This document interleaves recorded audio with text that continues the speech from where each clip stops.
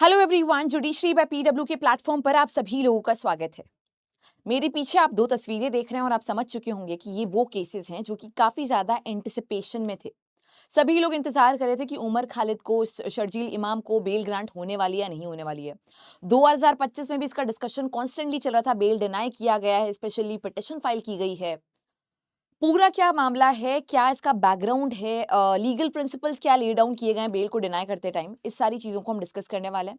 इसके लिए सबसे पहले आपको मैं केस का नाम बता दूं। यहाँ पे कोई एक केस नहीं है, सारे के सारे केसेस को क्लब करके, 7 केसेस को क्लब करके सुप्रीम कोर्ट के द्वारा बेल को डिनाई या फिर एक्सेप्ट किया गया था।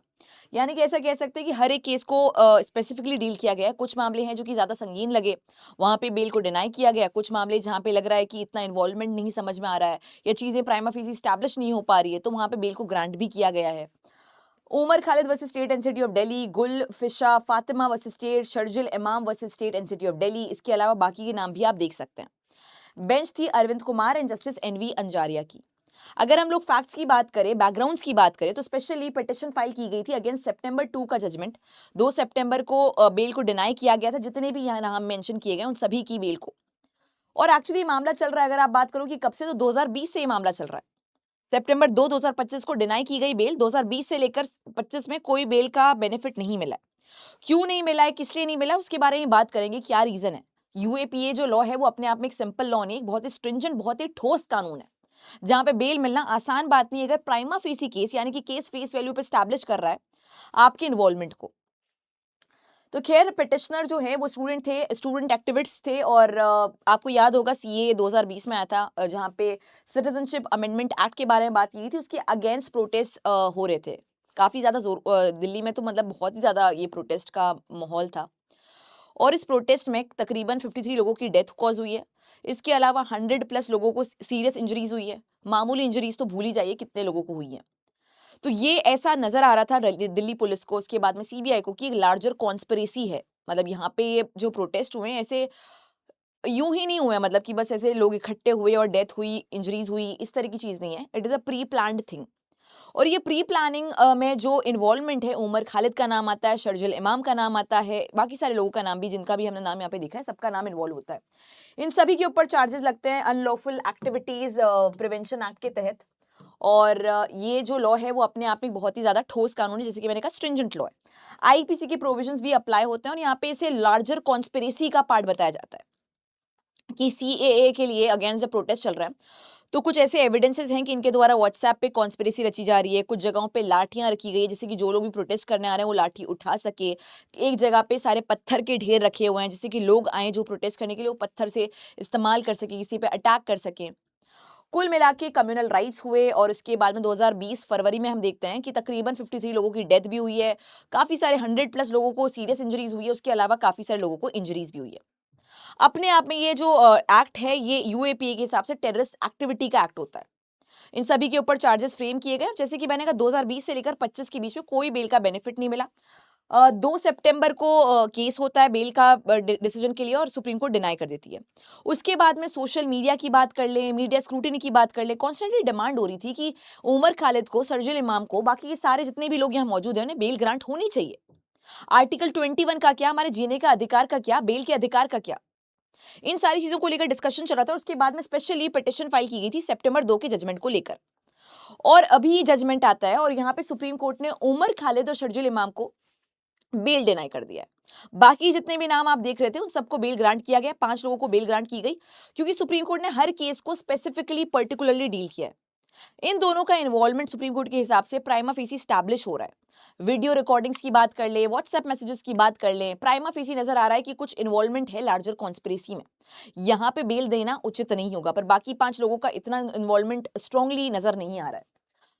तो at the same time bail granted to some of the other accused, जैसे कि गुलफिशा फातिमा, मीरा हैदर, बाकी के सारे जितने भी लोग इन्वॉल्व हैं, 5 लोग, उनको बेल ग्रांट भी की गई है। अब यहाँ पे लीगल प्रिंसिपल्स क्या क्या चीजें स्टैब्लिश की गई, किन बेसिस पे बेल को डिनाई किया गया, इसकी बात भी करते हैं। तो कोर्ट ने ऑब्जर्व किया कि prosecution material prima facie disclose a central and formative role. In 2 लोगों को जिनको बेल डिनाई किया गया, इनका एक सेंट्रल और फॉर्मेटिव रोल है इस कॉन्स्पिरेसी में। यहाँ पे बेल ग्रांट करना यूएपीए के प्रिंसिपल्स के अगेंस्ट है। और ऐसा नहीं कि बेल नहीं ग्रांट करके हम आर्टिकल 21 का हनन कर रहा है, क्योंकि यहाँ पे एक बहुत ही सीरियस ऑफेंस के बारे में डिस्कस किया जा रहा है। इनका involvement in the level of planning, mobilization, strategic direction extending beyond episodic and localized act बहुत स्ट्रांगली स्टैब्लिश हो रहा है, तो यहाँ पे बेल को डिनाई करना चाहिए। यहाँ पे रेफर किया गया section number 43D subsection number 5 of UAPA को भी। इसको एक बार हम लोग देखते भी, देखो सेक्शन नंबर 43D की अगर हम लोग बात करें तो यहाँ पे आपके डिस्कशन किया गया है modified application of certain provision of the code, कुछ particular provisions of the code को मॉडिफाइड तरीके से अप्लाई किया जाएगा। सबसेक्शन नंबर 5 कह रहा है कि सीआरपीसी में कुछ भी, कोड का मतलब है सीआरपीसी, कुछ भी मेंशन किया हो, no person accused of an offence punishable under chapter number 4 and 6 of this act if in custody be released on bail on his own bond unless public prosecutor has been given an opportunity of being heard on the application of such release. कुल मिला के अगर summary बताऊं, संक्षेप में बताऊं या simple तरीके से बताऊं तो बेल मिलना आसान बात नहीं है। बेल तभी मिलेगी जब पब्लिक प्रोसिक्यूटर को अपॉर्चुनिटी मिली है, अपने ग्राउंड्स बताने का मौका मिला है। यानी कि पब्लिक प्रोसिक्यूटर ने एक तरीके से स्टैब्लिश किया, देखो इनका प्राइमा फेसी इन्वॉल्वमेंट है, फेस वैल्यू पे इन्वॉल्वमेंट है, तो वहां पे बेल को डिनाई किया जा सकता है। तो इसी बेसिस पे बेल को डिनाई भी किया जा रहा है क्योंकि पब्लिक प्रोसिक्यूटर यहाँ पे स्टैब्लिश कर पा रहे हैं। दिल्ली पुलिस ने भी काफी सारा रोल इन्वॉल्वमेंट दिखाया है, तो ये चीजें यहाँ पे कहीं ना कहीं स्टैब्लिश हो रही है, इसी वजह से बेल के डिनाइल के बारे में भी बात की जा रही है। Just give me a second. इसके अलावा अगर हम लोग बात करें तो यहाँ पे कोर्ट ने कलेक्टिव अप्रोच नहीं लिए इन सारे केसेस को कि सबको बेल को डिनाई कर दिया है, सबकी बेल को एक्सेप्ट कर लिया। यहाँ पे पर्टिकुलर इंडिविजुअल केसेस को डील किया गया, जैसे कि आपने देखा हर इंसान के, हर अक्यूज पर्सन के रोल को देखते हुए डिसाइड किया गया। इसी वजह से 5 लोगों को बेल मिली भी है। 2 जो प्राइमा फेसी या एक्टिव इन्वॉल्वमेंट वाले 2 लोग थे उन्हें बेल डिनाई किया गया है। जिन्हें बेल ग्रांट की गई उनके लिए 12 बेल की कंडीशंस भी बताई गई है, काफी सीरियस लेवल पर, जहां पे पासपोर्ट सबमिट करना है, श्योरिटी आपको लेकर आना है, बॉन्ड फिल करना है, काफी सारी कंडीशंस को मेंटेन करना है। बाकी जो डिनाई किया गया उसके लिए बोला गया कि delay trial is not a trump card to automatically deny grant bail. आप ये नहीं बोल सकते कि देखो ट्रायल में डिले हो रहा है इसलिए हमें बेल ग्रांट करनी चाहिए, या फिर इतना टाइम से हम लोग जेल में इसलिए बेल ग्रांट करनी चाहिए। ये कोई ट्रम्प कार्ड नहीं है बेल को लेने के लिए।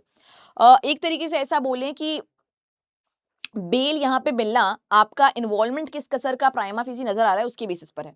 डिले तो देखिए आपका खुद की वजह से भी हो रहा है, कभी आपकी वजह से भी हो रहा है, कभी दूसरी साइड की वजह से भी हो रहा है। कुल मिला के डिले के काफी सारे रीजंस हो सकते हैं, पर ये ग्राउंड नहीं हो सकता है बेल को ग्रांट करने के लिए। जजमेंट ने सेक्शन नंबर 15 ऑफ यूएपी के बारे में भी डिस्कशन किया है कि देखो टेररिस्ट एक्टिविटी का मतलब ऐसा नहीं होता कि केवल आप कंट्री के ऊपर अटैक कर रहे हो, ब्लेटेंट वायलेंस कमिट कर रहे हो, या फिर सोवरेनिटी ऑफ कंट्री के अगेंस्ट अटैक कर रहे हो। अगर अपार्ट फ्रॉम डेथ और destruction the provision encompasses act that disrupt services and threaten economy. अगर आप कोई ऐसा कृत्य कर रहे हो, कोई ऐसा एक्ट कर रहे हो जिससे कि इकोनॉमिक ढांचे पे अटैक हो रहा है, जिससे कि कोई और प्रकार का सर्विसेज डिस्टर्ब हो रही है, या कोई और प्रकार की लार्जर कॉन्स्पिरेसी है, तो वो भी टेररिस्ट एक्टिविटी के कैटेगरी में ही फॉल करेगा। तो 15 सेक्शन के अंदर यूएपीए के टेररिस्ट एक्टिविटी को डिस्क्राइब किया गया और यहाँ पे कहा गया है कि इसका हम नैरो इंटरप्रिटेशन नहीं करेंगे, ब्रॉड इंटरप्रिटेशन करेंगे। और उसके हिसाब से जो उमर, खालिद और शर्जिल इमाम और इन सब लोगों का जो इन्वॉल्वमेंट है वो टेररिस्ट गतिविधि के अंदर ही फॉल करेगा। यहाँ पे और कुछ प्रूव करने की आवश्यकता नहीं है। यहाँ पर और भी देखो कुछ कुछ चीजें यहाँ पे स्टैब्लिश की गई थी, उसको भी मैं बता देती हूँ before ending the session. Bail को डिनाई यहाँ पे करना आर्टिकल 21 का हनन नहीं है, इसे भी सुप्रीम कोर्ट के द्वारा स्टैब्लिश किया गया है कि जब कोई ऐसा कानून होता है जो कि बहुत स्ट्रिक्ट लेवल का होता है, बहुत ही ज्यादा ठोस लेवल का होता है, वहां पे हम लोग को इंश्योर करना है पहले जस्टिस को। हमें यहाँ पे देखना है कि कितने लोगों की डेथ भी हुई है, किस लेवल का एलिगेशन है, उन सबको ध्यान में रखते हुए बेल को डिनाई किया जा रहा है। तो ये पूरा की पूरा मामला है। इसके ऊपर एज यूजुअल सोशल मीडिया पे काफी सारे ओपिनियंस आ रहे हैं, काफी लोगों के अपने अपने ओपिनियन है कि कैसे बेल मिलनी चाहिए, कैसे नहीं मिलनी चाहिए। कुछ लोग इसके अगेंस्ट भी हैं, कुछ लोग इसके समर्थन में भी हैं। आपका क्या ओपिनियन है उसे कमेंट में जरूर मेंशन कीजिए। इसके अलावा सेशन एंड करने से पहले मैं आपको बता दूं कि जुडिशरी बाय पीडब्ल्यू के प्लेटफॉर्म पर काफी सारे कोर्सेज हैं जो कि आपके लिए अप्रोप्रिएट हो सकते हैं। नीति 2.0 जुडिशरी फाउंडेशन बैच है, 4 साल तक आपके पास रहेगा। प्रीलिम्स मेंस इंटरव्यू तीनों की तैयारी आप इस बैच के साथ जुड़ के कर सकते हैं। अभियोजन 2.0 एपीओ एपीपी पब्लिक प्रोसिक्यूटर अगर बनना चाहते हैं और लड़ना चाहते हैं इस प्रकार के केसेस को, तो आप ज्वाइन कर सकते हैं।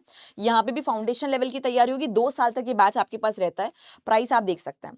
अधिवक्ता हैं, एडवोकेट हैं, अगर आप लॉयर हैं और ड्राफ्टिंग और रिसर्च में प्रॉब्लम हो रही है तो प्रतिभा 2.0 बैच इज फॉर यू।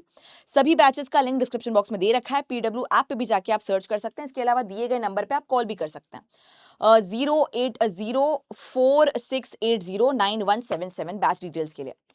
आपका ओपिनियन क्या है इस पूरे मुद्दे पर, इसे कमेंट में जरूर मेंशन कीजिए। Thank you so much for joining in.